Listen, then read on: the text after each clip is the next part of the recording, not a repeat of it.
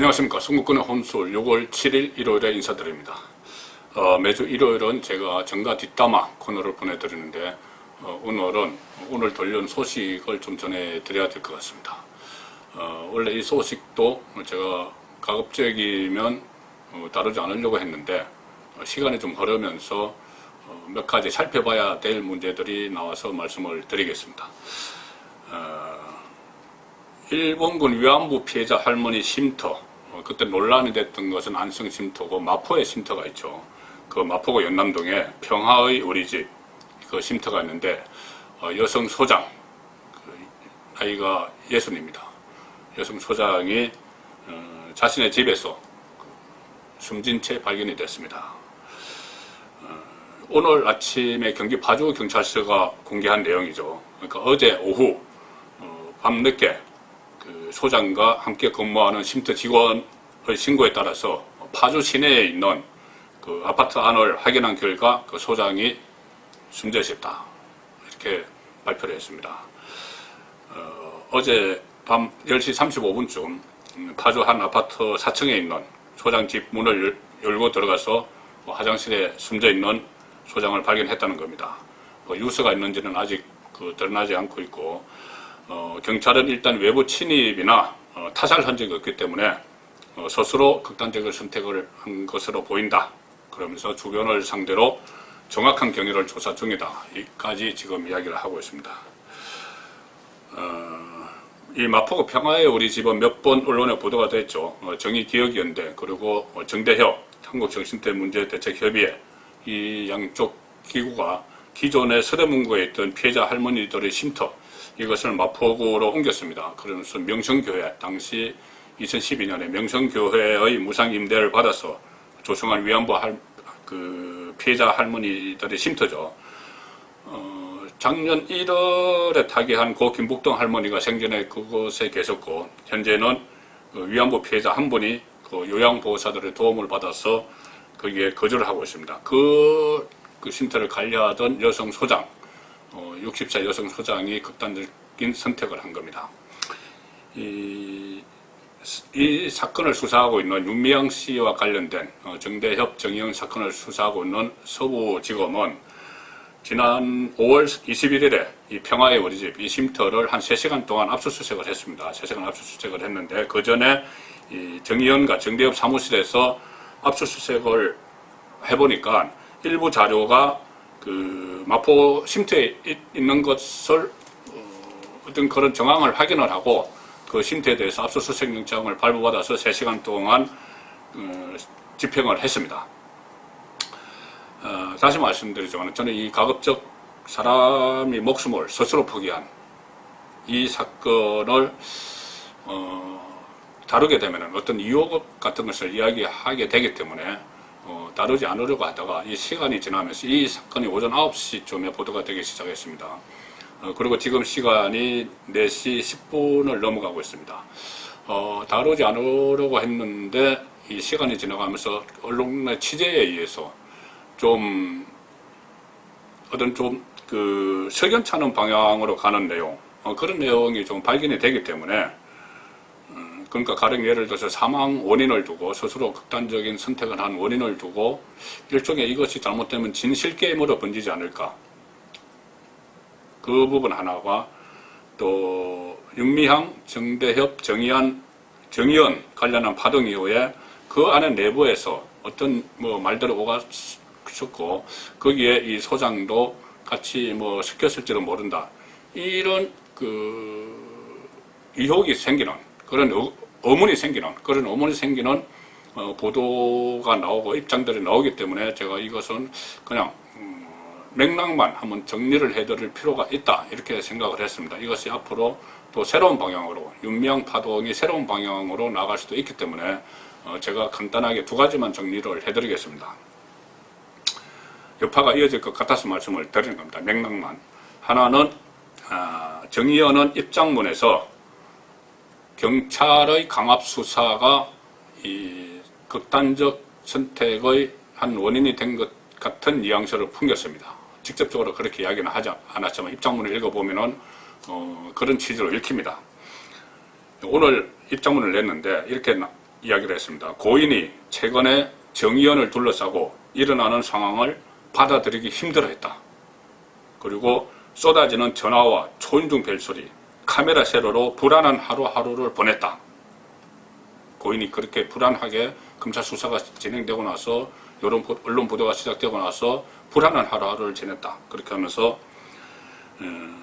또 정의연 입장문에 이런 말도 나옵니다. 고인은 최근 정의연을 둘러싸고 일어나는 상황을 받아들이기 힘들어했고 특히 검찰의 급작스러운 평화의 우리집 압수수색 이후에 자신의 삶이 송두리째 부정당하는 것 같아며 심리적으로 힘든 상황을 호소했다.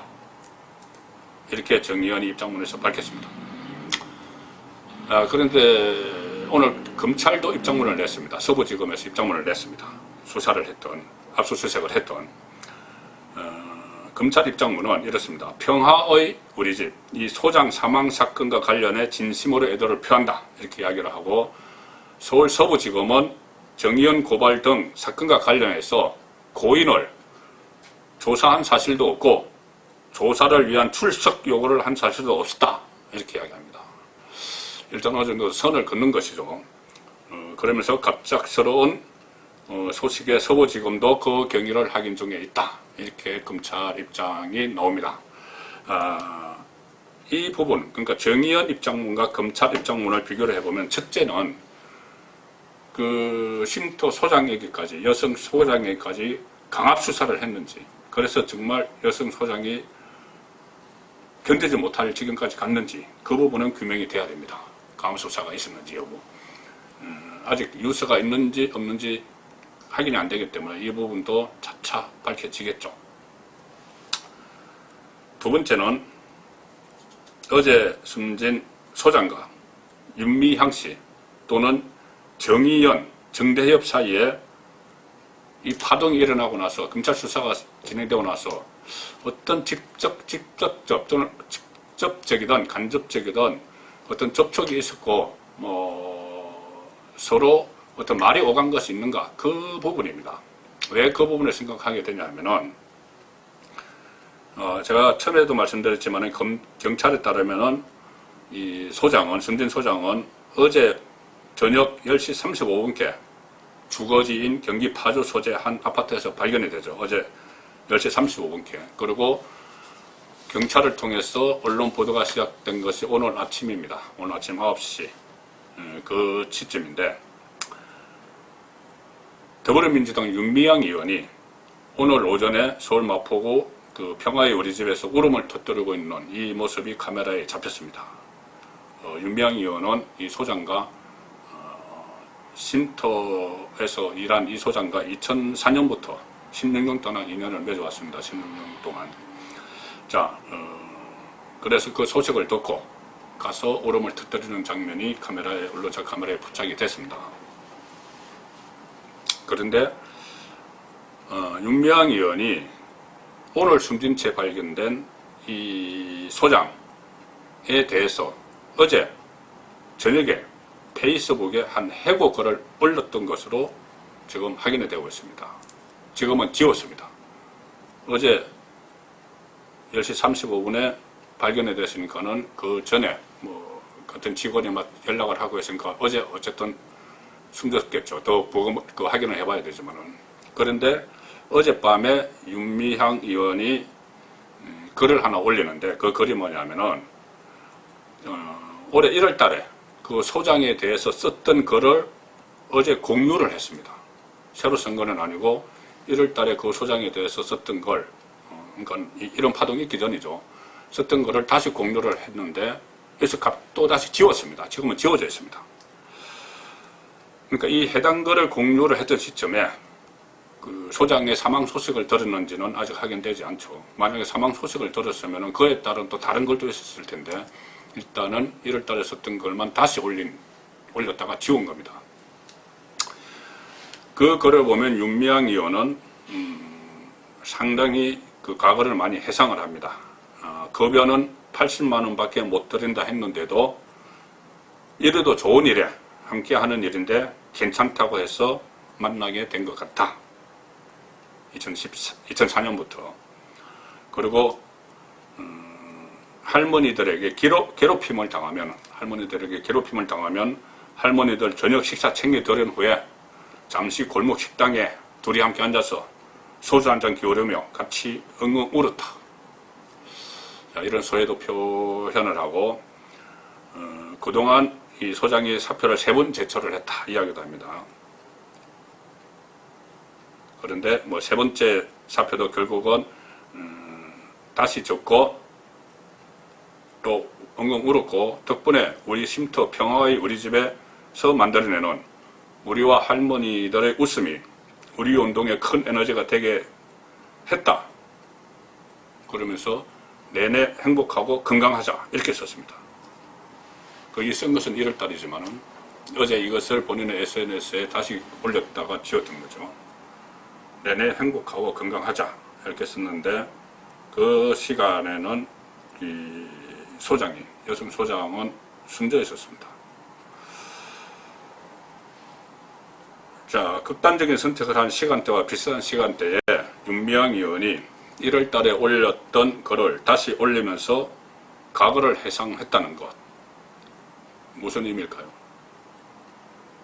뭐 윤미향 의원이 입장을 밝히겠지만은 우연일 수 있습니다. 그냥 어젯밤에 여러 가지를 생각하다가 보니 이 사람 저 사람 다 생각나고, 그리고 그 쉼터의 소장 16년 동안 같이 고생했던 소장도 생각나서 그 전에 1월 달에 올렸던 거를 다시 올렸을 수도 있습니다. 그리고 사망 소식을 듣고 지웠을 수도 있죠. 물론 그쪽일 겁니다. 그래도 혹시라도 어제 그런 거를 올렸던 것이 그 전에 그 소장과 윤미향 의원 또는 정대협, 정의원 이 사이에 이 파동이 일어나고 나서 어떤 좀 말들이 오갔기 때문에 그 글이 다시 생각났던 것은 아닐까, 그런 생각도 해보게 됩니다. 지금 이 문제는 정의원도 밝혔다시피 어떤 억측을 가지고 막 이야기할 문제는 아닙니다. 그렇지만 다만 처음에 말씀드린 것처럼 이게 윤미향 사태의 본질이 있는데 그 본질과는 다른 방향으로 이 문제가 흘러갈 수 있기 때문에 일단은 선거권의 혼술에서 지금 오늘 그 중에 이 소식이 알려지고 나서 몇 시간 사이에 이 드러난 일종의 좀 의구심이 드는 그런 흔적들을 일단 살펴드렸습니다. 선거권의 혼술이었습니다.